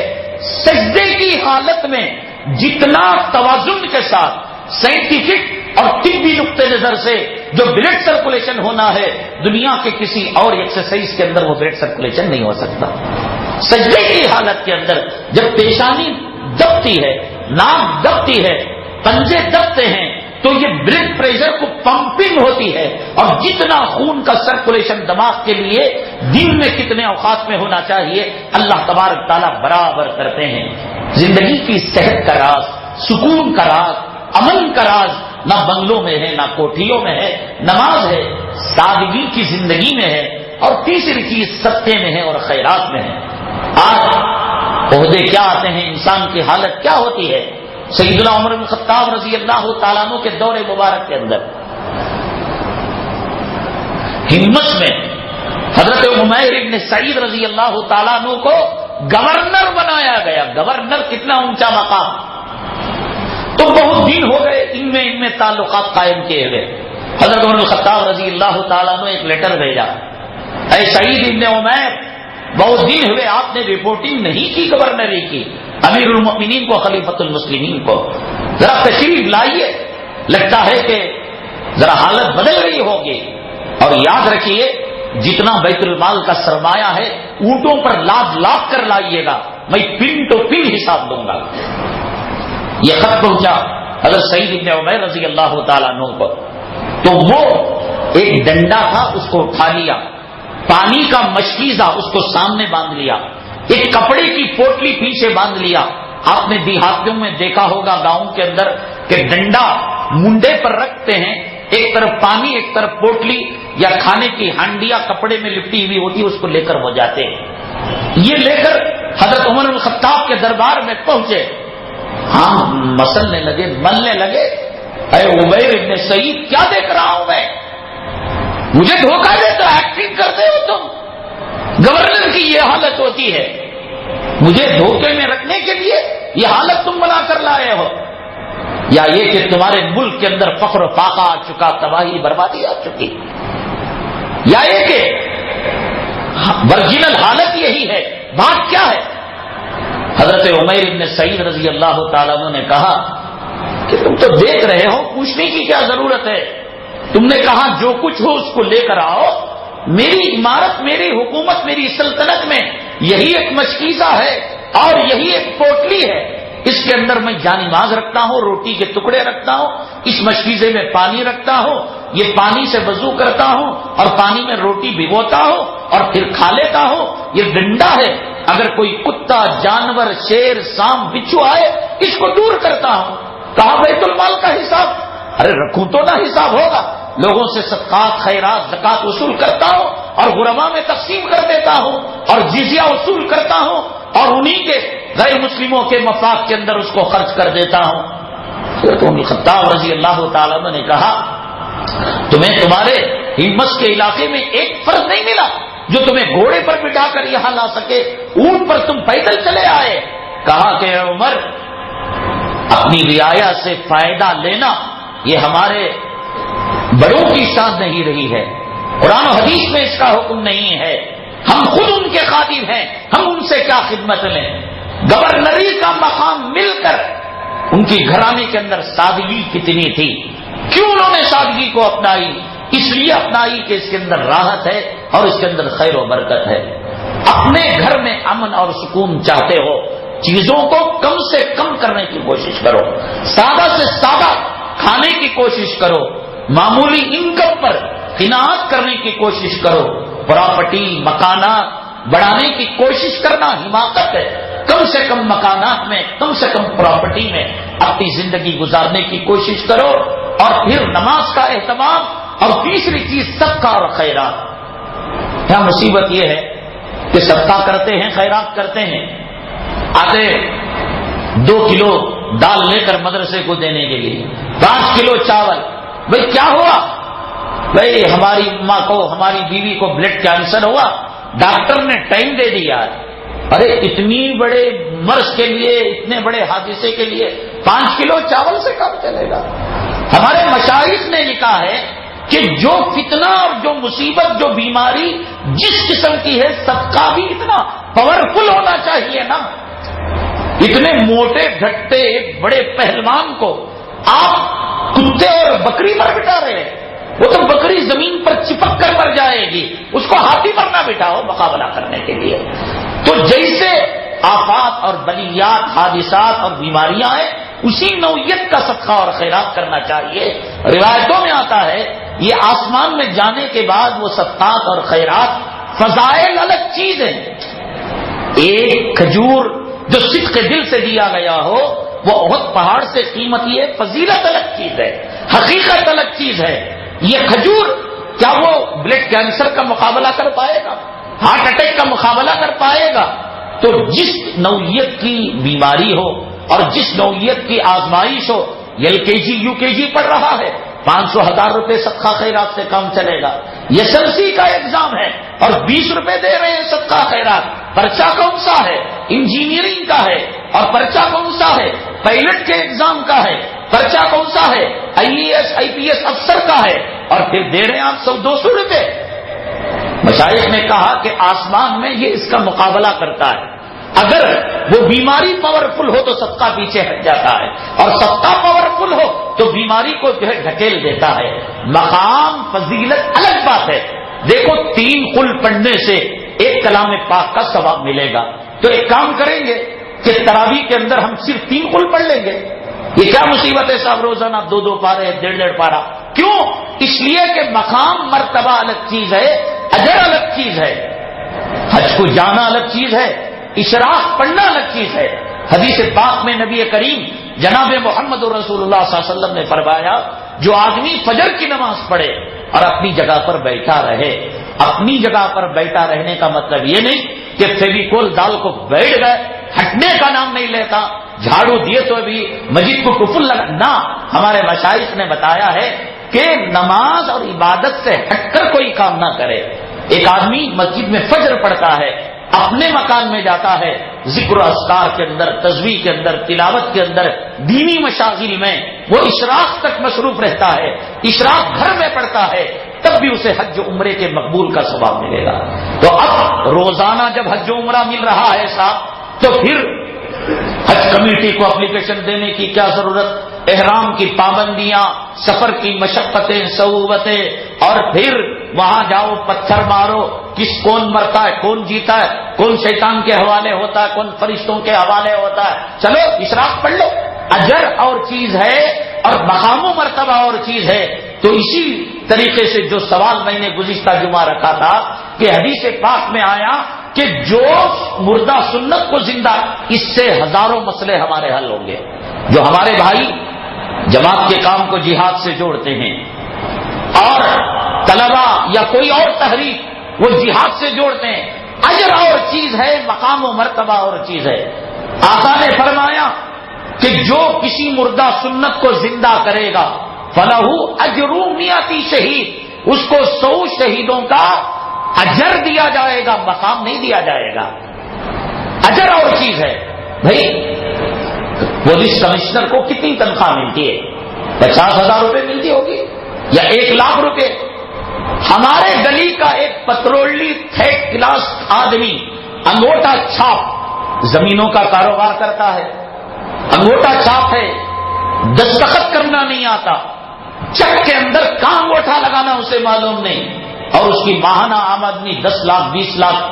تو آمدنی کس کی زیادہ ہے؟ یہ انگوٹھے چھاپ کی، اور مقام کس کا زیادہ ہے؟ کمشنر کا۔ تو اجرت کا ملنا یہ مقام کو پیچھے کرنے کی کوئی نشانی نہیں ہے۔ امام صاحب کی تنخواہ کتنی ہے صاحب؟ 10,000 دیتے ہیں، 15,000 20,000 روپے دے رہے ہیں، اور متولی کی انکم کتنی ہے؟ اس کی لاکھوں روپے انکم ہے۔ مقام اللہ کی نگاہ میں کس کا بڑا ہے؟ متولی کا بڑا ہے، امام کا؟ رتبہ الگ چیز ہے، اجرت الگ چیز ہے۔ تو حدیث میں یہ نہیں کہا گیا فلہو مقام منصب اجر مئات شہید کہ اسے مقام اور منصب 100 شہید ہو، بلکہ اجرت دی جائے گی۔ مقام شہید کا الگ ہے، اس کا وہ تصور نہیں کر سکتا، اس کا وہ سوچ بھی نہیں سکتا۔ کلام پاک کو الف لام میم سے لے کر من الجنۃ والناس تک پڑھنے کا مرتبہ، منصب، مقام اور ہے، اور 3 مرتبہ قل ہو اللہ پڑھ کر قرآن کا ثواب لینا، اجرت لینا، یہ اجرت اور ہے۔ اشراق پڑھ کر حج و عمرے کی اجرت لینا اور ہے، اور حج کر کر حاجی کا مقام پانا، مقام، منصب اور اجرت میں زمین و آسمان کا فرق ہے۔ تو حدیث پاک کے اندر یہ نہیں کہا گیا کہ فلہو مقام منصب مئات شہید کہ 100 شہیدوں کا منصب دے دیا جائے، نہ، شہید کے پیر کی دھول کو نہیں لگ سکتا جو سنتوں کو زندہ کرنے والا ہے۔ اجر تو مل سکتا ہے، ثواب تو مل سکتا ہے۔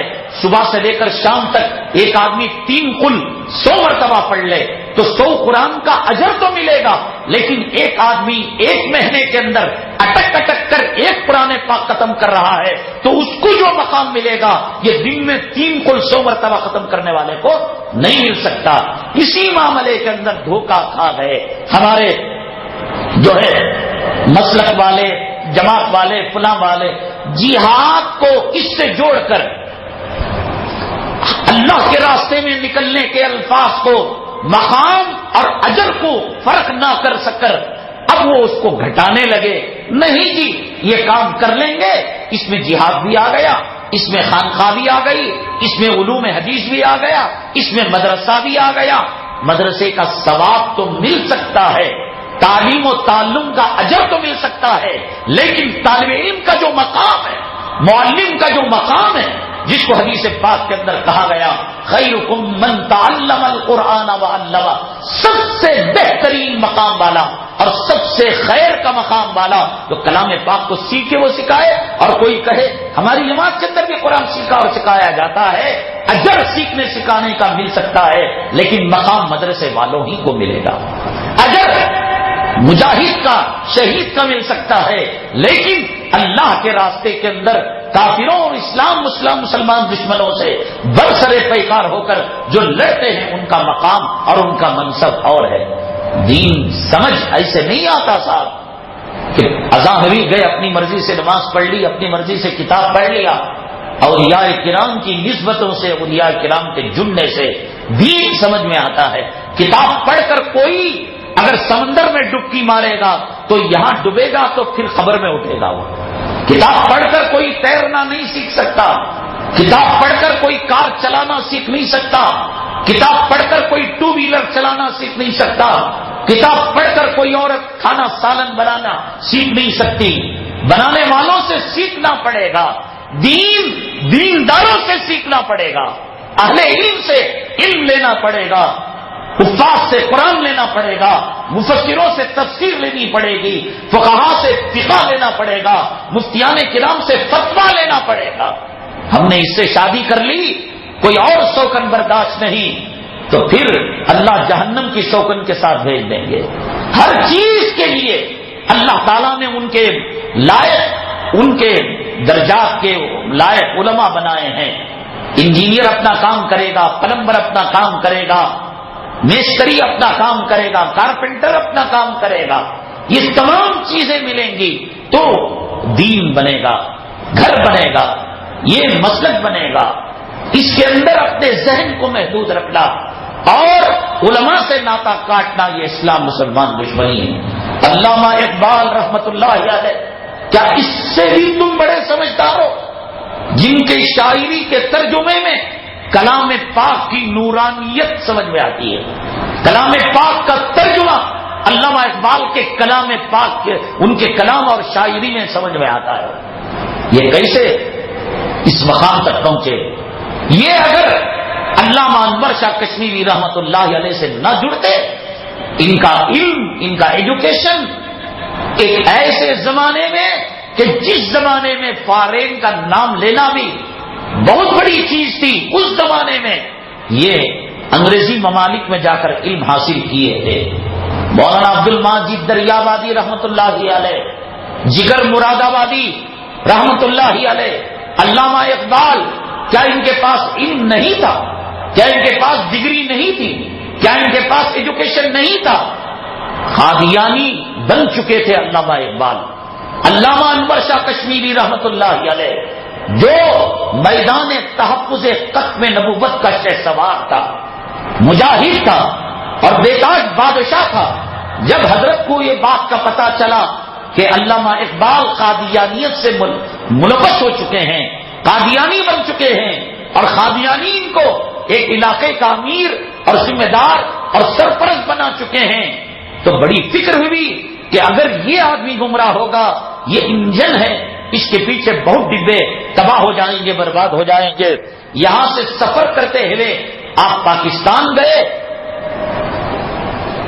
علامہ انور شاہ کشمیری رحمت اللہ علیہ علامہ اقبال سے ملاقات کی, ان کے شکوک اور شبہات کا ازالہ کیا, ان کے ڈاؤٹس کو کلیئر کیا. تب علامہ اقبال رحمت اللہ علیہ حضرت علامہ انور شاہ کشمیری رحمت اللہ علیہ کے ہاتھ پر تجدید ایمان کی, توبہ کی. پھر اس کے بعد ان کے کلام کے اندر وہ تاثیر پیدا ہو گئی کہ دنیا کے اندر اس کلام کی کوئی نظیر نہیں ملنے لگی. جگر مراد آبادی کون تھا؟ جگر کا نام لیتے ہی لوگ سمجھتے کہ یہ پیوٹوں کا اور شرابیوں کا امیر ہے. ان کو غزل کے نام سے کم, شاعری کے نام سے کم, شرابی کے نام سے زیادہ ان کو پہچانا جاتا تھا. ان کی گھٹی میں شراب رچ گئی تھی, بچ گئی تھی. ان کے کلام کے اندر بھی بڑا غضب کا جادو ہوا کرتا تھا, اور ان کو شہنشاہ تغزل کا خطاب اس زمانے کے اندر دیا گیا تھا. تو چنانچہ انہوں نے ایک شعر کہا کہ اس کا مطلب یہ ہے کہ اگر غم لمبا ہوتا ہے, طولے غم حیات سے نہ گھبرا اے جگر, طولے غم حیات سے نہ گھبرا اے جگر. کوئی شب تو ایسی نہیں ہے کہ جس کی سحر نہ, یعنی ہر رات ایک وقت صبح میں سحر میں ختم ہونے والی ہے, تو یہ غم کے بادل بھی جھٹ جائیں گے. بڑے اونچے شعر وہ کہا کرتے تھے, اور لیکن ان کی عادت یہ تھی کہ مشاعرے میں ہوش کے ساتھ جاتے اور مشاعرے کے بعد ان کو اٹھا کر ان کے گھر تک پہنچایا جاتا تھا. بہت پیتے اور دیسی شراب پیا کرتے تھے. ایک مرتبہ یہ ہوا کہ ہندوستان کی ایک فلم کمپنی کے ساتھ ان کا کانٹریکٹ ہوا, معاہدہ ہوا. ایک گانا لکھنے پر اس زمانے میں 10,000 روپے ان کو دیے جانے تھے. ایگریمنٹ پر سائن کر دیا. اور 5,000 روپے ایڈوانس لے لیے. اللہ تعالیٰ کو ہدایت دینی تھی اور اللہ تبارک تعالیٰ کو دل کی راہیں کھولنی تھی. رات میں خواب کے اندر دیکھا کہ غلاظت کا ایک پہاڑ ہے پیشاب کا پاخانے کا اور اس پر ایک شیر بیٹھا ہوا ہے, پنجے سے گندگی اٹھا اٹھا کر چیٹے مار رہا ہے اور وہ چیٹے جگر مراد آبادی رحمت اللہ علیہ کے جسم پر لگ رہے ہیں. کہتے ہیں کہ میں جگ گیا اور میں پریشان ہو گیا. مجذوب رحمت اللہ علیہ جو حضرت تھانوی رحمت اللہ علیہ کے خلیفہ تھے اور مرید تھے اور خاص درباری آدمی تھے حضرت تھانوی رحمت اللہ علیہ کے. حضرت تھانوی رحمت اللہ علیہ کے تربیت یافتہ آپ جو ہے مرید تھے. جگر مراد آبادی اور یہ دونوں شاعر تھے, مشاعروں میں ان کی ملاقات ہوتی تھی. اس مشاعرے کے پلیٹ فارم کی دوستی کی نسبت سے جگر مراد آبادی نے یہ خواب ان کو بیان کیا مجذوب رحمت اللہ علیہ کو. مجذوب سمجھ گئے اللہ نے ان کی ہدایت کے فیصلے کر لیے ہیں. کہا کہ ایک کام کرو, یہ تو حرام کی روزی ہے, تم توبہ کر لو. کانٹریکٹ کو انہوں نے کینسل کرا دیا, 5,000 روپے اس زمانے میں واپس کروا دیے. کہا مجذوب رحمت اللہ علیہ نے حضرت تھانوی رحمت اللہ علیہ سے میں ملاقات کراتا ہوں. حضرت مولانا اشرف علی تھانوی رحمت اللہ علیہ کو ایک خط لکھا اور اس خط کے اندر فارسی میں شعر و شاعری لکھی کہ تو مجھے شراب نہیں دے سکتا ساقی, کوئی بات نہیں, کم سے کم خالی پیمانے سے میرے دل کو تو بہلا دے. اس قسم کی شراب کی میخانے کی باتیں تھیں. حضرت تھانوی رحمت اللہ علیہ بھی اپنے گھرانے میں فارسی پڑھ چکے تھے, تو انہوں نے کہا کہ میں نے اللہ کی محبت کی شراب پی رکھی ہے, مجھے یہ پیمانے ہی سے میرا دل سیراب ہو جاتا ہے. انہوں نے جواب لکھا فارسی میں اشعار. تو یہ عاشق و معشوق کی باتیں اور ایک جو ہے طالب و مطلوب کی باتیں چلتی رہی اور اللہ تبارک تعالیٰ وہ وقت لایا کہ حضرت مجذوب رحمت اللہ علیہ جگر مراد آبادی کو لے کر حضرت تھانوی رحمت اللہ علیہ کے دربار میں گئے. وہاں کے جلوے, وہاں کے دیدار اور وہاں کے مناظر, علامہ اقبال رحمت اللہ علیہ نے یہی کہا تھا نگاہ مرد مومن سے بدل جاتی ہیں تقدیریں. تو وہاں وہ تو مرد کامل تھا, وہ تو ولی کامل تھا. جگر مراد آبادی کی تقدیر بدلنی ہی تھی. حضرت کی ایک مجلس میں دل کی دنیا بدل گئی, شراب سے توبہ کر لی.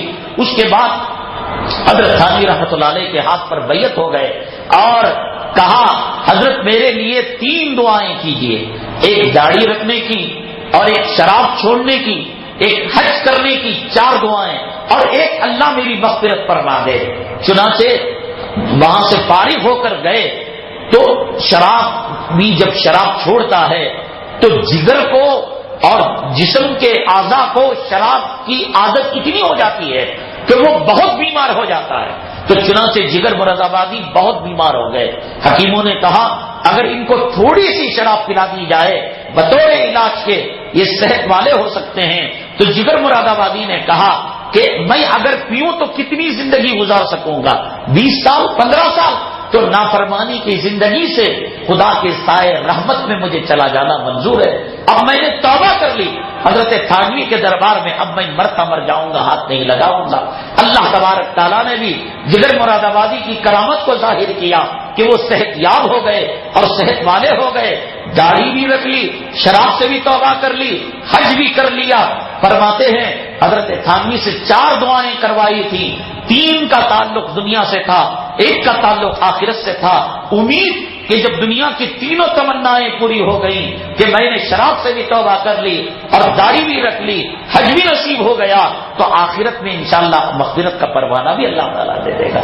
یہ وہ اکابرین, یہ وہ اللہ والے ہیں جن کی نسبتوں سے نگاہ مرد مومن سے بدل جاتی ہیں تقدیریں. آج اس زمانے کے فتنوں میں سے ایک فتنہ یہ ہے, جس نے جس کا پیالہ پیا, جس نے جس کا جھنڈا پکڑا, جس نے جس امامے کا شملہ پکڑا, وہ سمجھتا ہے کہ سب کچھ یہی ہے.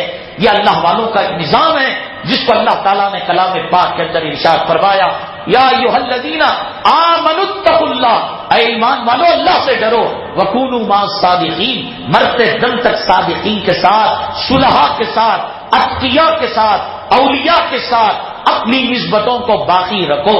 آج یہ فتنہ ختم, آج جو ہے یہ نسبتیں ختم ہو چکی ہیں. ایک نیا فتنہ کہ ہر آدمی اپنے کو ولی کامل سمجھتا ہے, ہر آدمی اپنے کام کو نجات دہندہ سمجھتا ہے، جس کو قرآن نے کہا کل حزب بما لدیہم فریحون، ہر مرض کا علاج، ہر بیماری کا علاج قرآن و حدیث کے اندر بیان کیا گیا ہے۔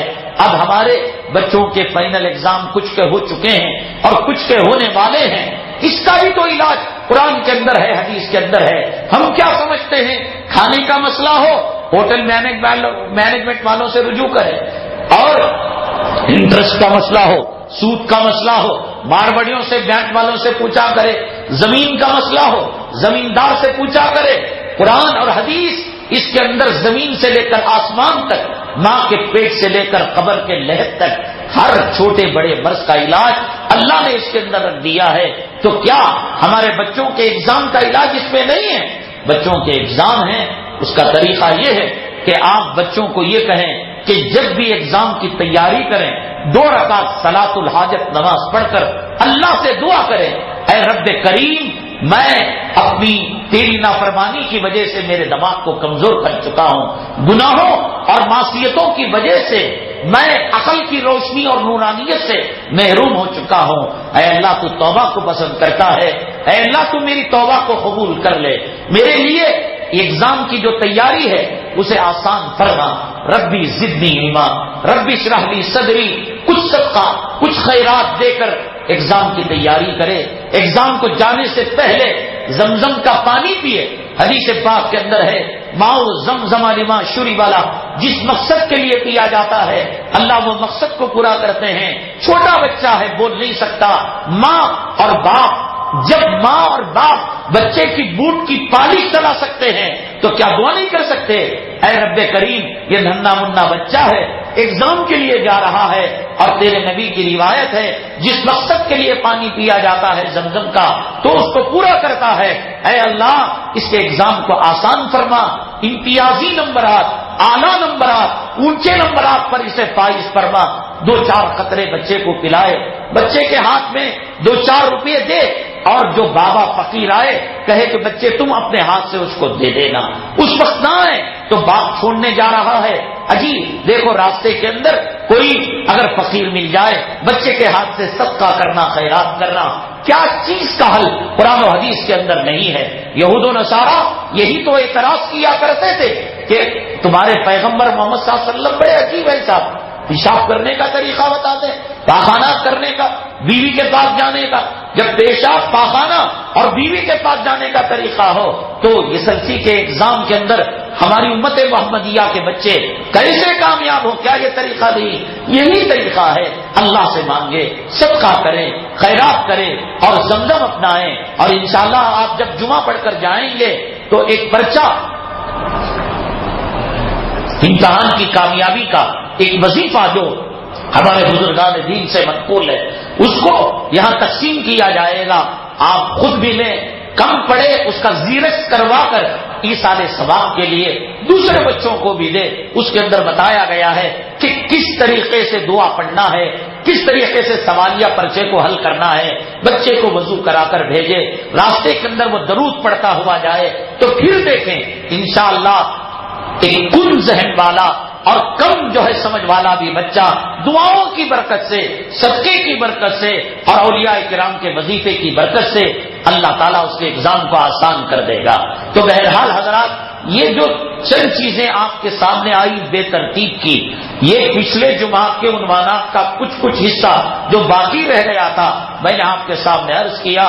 میں اگلے جمعہ کے اندر میں آپ کو بتاؤں گا کہ امت مسلمہ کے لیے اللہ تبارک تعالیٰ کی قدرت کا جو ایک عجیب و غریب کرشمہ ہے، جو زمزم کا کنواں ہے کہ آدمی اگر کوئی اترے تو صرف کمر تک پانی ہوگا، لیکن ساری دنیا اس سے سیراب ہو رہی ہے، کروڑوں کیوبک پانی دنیا کے اندر جا رہا ہے، لیکن آج تک اس کا پانی کم نہیں ہوا۔ اس کی ایک عجیب و غریب تاریخ درمیان میں آئی تھی، جیسے کسی کی انگوٹھی گم ہو جاتی ہے، کسی کا پیسہ گم ہو جاتا ہے، اور کسی کی بات موبائل گم ہو جاتا ہے۔